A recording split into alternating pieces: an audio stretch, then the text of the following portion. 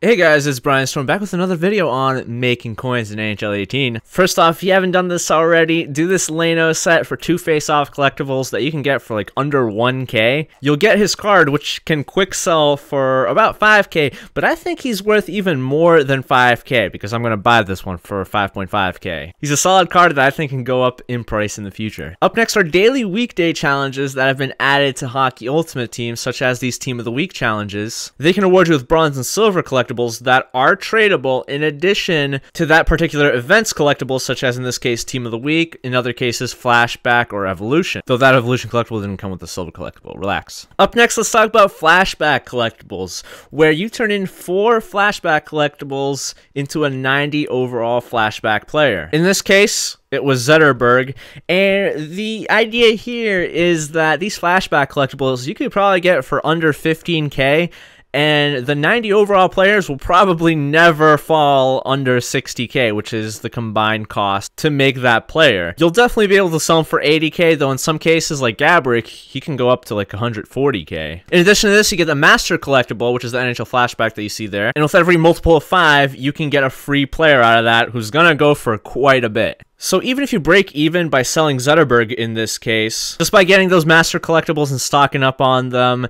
you'll eventually make profit. If you get into a situation where you don't really want to sell the card, because like it's a new card, everyone's selling it right now, what you can do is you can throw it up for 10 million buy now. No one's actually going to buy it now, but you'll see this a lot where a lot of people throw up cards for this price. And what this means is that you're looking for trades, and people who are trying to get that card are more likely to go to the 10 million buy now cards to offer trades. So I put the card up for an hour. I ended up getting 2 trade offers. The first one, a Cujo and 3 Stars of the Month collectibles, which go for about 7k each, Cujo for 50k, and that is about a total of 71k. The second trade offer has Face Off Jonathan Taves, which goes for 100k alone, and then a bunch of extra cards, which I didn't care too much about, but I think the Zetterberg for Taves deal is good enough. Zetterberg ended up falling below 80k after this trade offer was sent to me, whereas Taves will probably go up in price because he's not going to be in sets anymore, and he's a pretty decent card, like I said. I've talked a lot about silver goalies with Silky Smooth and Thread the Needle, who still go for like 10k, but it appears that there have been some bronze cards added that also have Silky Smooth and Thread the Needle. So I figured I'd bring it to your attention. And these cards will be a little bit cheaper because maybe not as much people are looking for them. And that's a good thing if you want to add these cards to your team as a backup goalie. Someone like Tyler Parsons, look at how many copies there are of him. On most days, I found that the lowest price he'll go for is about 4k. And there are a lot of times where you'll find these bronze goalies for under 1k because, I mean, no one thinks that this is a really useful goalie. So in case you guys weren't aware, there's a cycle of collectibles to sets that happens each week. Like on Monday, you turn your milestone collectibles into a milestone card. And outside of Team of the Week set, which is for 7 days, all of these sets are only here for 24 hours. So basically, you have to plan accordingly. What I've been doing lately is when I'm done with one collectible, I move on to the next one. So I sell all of my milestone on Monday, and then I buy up all the evolution cards on Thursday. I'm actually kind of busy on Wednesday, and Primetime doesn't have anything too exciting. But when they do, then I'd probably buy up some Primetime collectibles if I feel like we're gonna have any kind of good cards coming out in that set. And then when Evolution is done, I sell all those collectibles and then buy up my Flashback collectibles for Friday, and then on Friday sell all my Flashback collectibles and buy up all the milestone collectibles for Monday. And I wanted to share this cool resource with you guys from the HUTDB guys. I'm assuming this gets updated automatically, but you can view the cards included in a particular set. So this is going to be the milestone set that's going to be available this coming Monday, which is the 16th. You can get an Ovechkin, a Letang, Vermette, and a Walker. So the milestone cards are probably going to be maybe as expensive as the week of McDavid, just because Ovechkin, highly sought after player, and Letang is a smidge below Burns. But another thing to also talk about is the fact that there are only 4 milestone cards this week compared to I think 5 last week, so your chances of getting a better card are improved. Outside of milestone, you have the primetime cards, quite a bit of them, and they're all kind of lower end, so prime time isn't going to be worth it on Tuesday. Team of the week, I mean, that's just this past team of the week. You can't actually see the new team of the week, but it could still help you out in case you just need to just look at the cards and you're not at your console or something. You can see the evolution cards, and you can see the flashback card. Alright, now let's talk about the topic of the video, and that's hoarding collectibles. Starting with these flashback collectibles, which I've been scooping up quite a bit. I'm also going to be showing you guys these scientific studies done by a non-scientist like myself, so you guys can better understand the price of a collectible throughout the week. I ended up scooping up 60-ish of these flashback collectibles after I sold off my Evo collectibles. A lot of these collectibles went for under 20k. Just throughout the week. And I know at minimum I can sell them for 20k. When the set was about to happen, I could have sold them for 25k. But then it's possible you get a really good set and the collectibles could go for like 30k. So now let's take a look at this graphic. The price of a flashback collectible throughout the week. The first half of the graph doesn't matter, as I kind of use the same time frame for all these three collectibles that I'm about to show you. But just know that once the flashback set ended last week, the price was about 17k, drops down to 16k, goes back up to 17k, and then it doesn't rise until the day of the flashback set. The green dashed line shown is 1 hour before the set drops. You'll notice the price went up to 25k and remained at 25k until the set actually dropped at 5 p.m. Eastern Time. When the set dropped, so did the price of the collectibles because everyone was selling them at the same time. There was simply not enough demand. Then the red dashed line represents when the set ended, and you can just see that between the yellow and red line, the price never went higher than the hyped price between the green and the yellow dashed lines. When it comes to the flashback cards, you want to sell your collectibles before the set drops, when the collectibles are at the highest price, and then buy them throughout the week like under 20k to sell for 25k ish. The thing to know about the flashback collectibles, everyone's going to be doing this set so that they can get the master collectible. So that's why the demand is kind of high, but I'm not sure exactly what the supply is, because I did kind of expect the price to go up a little bit towards the end of the set. I know the week before, towards the end of the set, these flashback collectibles went for 30k. So you kind of have to treat it on a week-by-week basis. So hopefully me saying that sell all of your collectibles before the set drops doesn't mean that everyone's gonna do it, and then the prices of the collectibles will stay the same throughout the entire period. I don't know. We'll see. Up next is Milestone Collectibles, and boy, were they coming hot out of the oven last Monday with McDavid and Burns in that set. I told you guys to stock up on your Milestone Collectibles for under 2k, maybe even under 3k, and they jumped up to about 6k at their peak. And so with all the collectibles that I had, I think I had like 70 or 80, I might as well put 4 of them into this set. Even if I get a bad player, I mean, I don't lose out on too much coins. So let's hope for a McDavid, right? Oh, I also had that flashback set. Don't worry about it. Mike Green.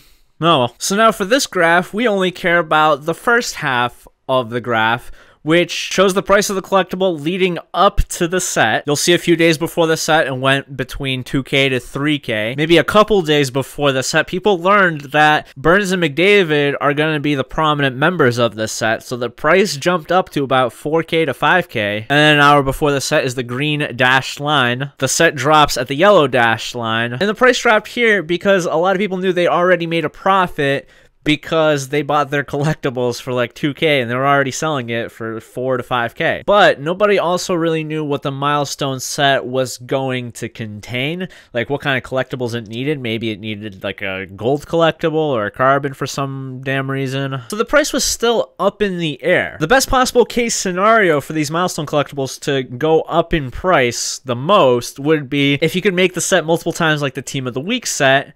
But no, it ended up only being you could only make the set once per week. So that's why the demand wasn't too high, but the chances of still pulling a McDavid and a Burns was kind of silly. A 2 in 5 chance which meant that the odds were still kind of favorable. And the price jumped up even more to 5k. Then, as the set died down, so did the price, and now you can get it again for like 2k to 3k, depending on what console you are on, because if you're on the Xbox, you'll probably have to pay more since I'm scooping them all up for under 3k still. Next week's gonna have Ovechkin and Letang, so I expect the prices will rise similarly. The last collectible that we're gonna look at is the Evolution collectibles. The main thing to note about these collectibles is that their price is based on the Evolution cards that are going to be coming out. So the week of Gensel and Werenski, or even Raquel and Talbot, the price of these collectibles were at their lowest because no one was going to make those sets. Last week, however, we got blessed with Malkin and Subban,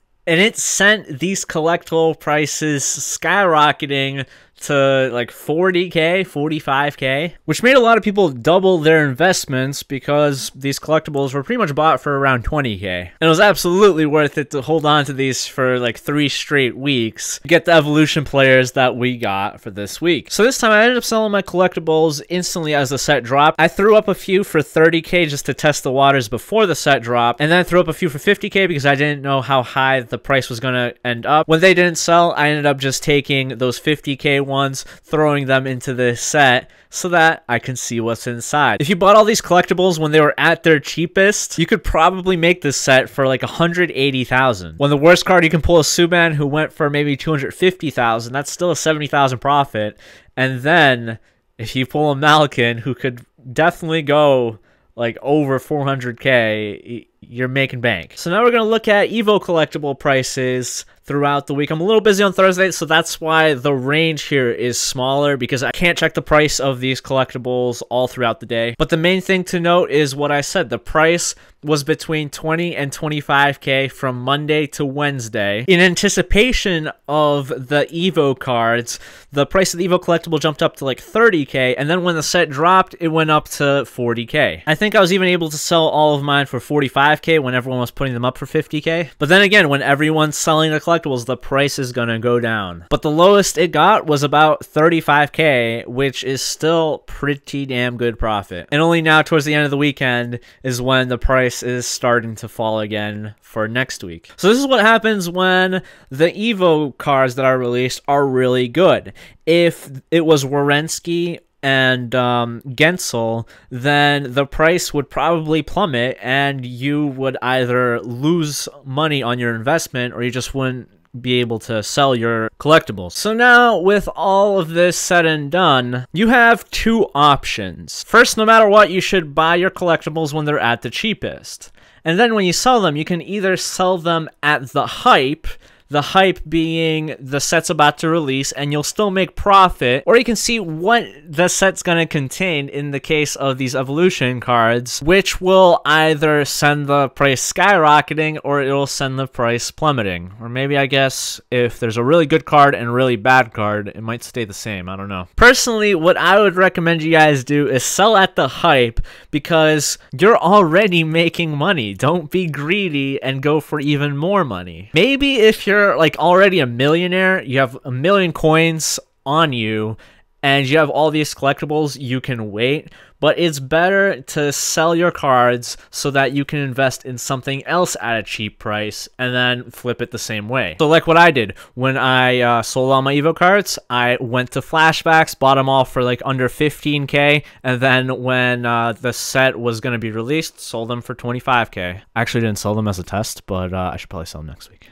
Finally, there's a lot of talk about these Stars of the Month collectibles, and I'm going to provide my opinion of them, but that doesn't mean that that's actually what's going to happen, and you should go with what I say. It's just what I think is going to happen. So I think that these Stars of the Month collectibles are based off of NHL.com's 3 Stars of the Month. That means when you complete the set, you'll either get 1 of 3 players. These 3 players are just going to be normally upgraded players, just like if they got a primetime, a milestone, or a team of the week type of card. These sets are going to be at the end of every month or at the beginning of every month, and the reason why there aren't that many collectibles out there on the market is so that the market doesn't get flooded with them, because it's going to be almost 2 months since the set is released from the beginning of the game. Those players that are involved can change from now until the end of the month. Right now, they're Ovechkin, Backstrom, and Kuznetsov. But what if they ended up being 3 guys who just performed really well for 1 month and they're low overall cards? That would make the set not worth it at all. I'm gonna guess and say that it's gonna require 3 collectibles to make the set, as it is 3 stars of the month. I feel like that would make a lot of sense. And so that's why I think, again, you guys should sell on the hype of the cards. Buy them for under 10K, and then as you get closer to the end of the month, sell them for 15K or 20K. You're already making a good profit off of them. Actually, right now on the Xbox, at this time, people were buying the Stars of the Month collectibles for 15K, so I just ended up selling all of mine off.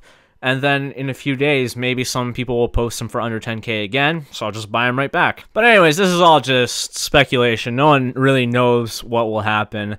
What if the Stars of the Month are 99 overall beasts, requiring 1 collectible each? Those collectibles will be worth 1,000,000 coins each, guaranteed. But who knows? That's probably not what's going to happen, but who knows? I certainly don't. I'm just offering my insight. So with that said, thanks for watching. If you guys want some more auction house tips, make sure you're subscribed. And then I'll be back next week with some more tips on how to make coins.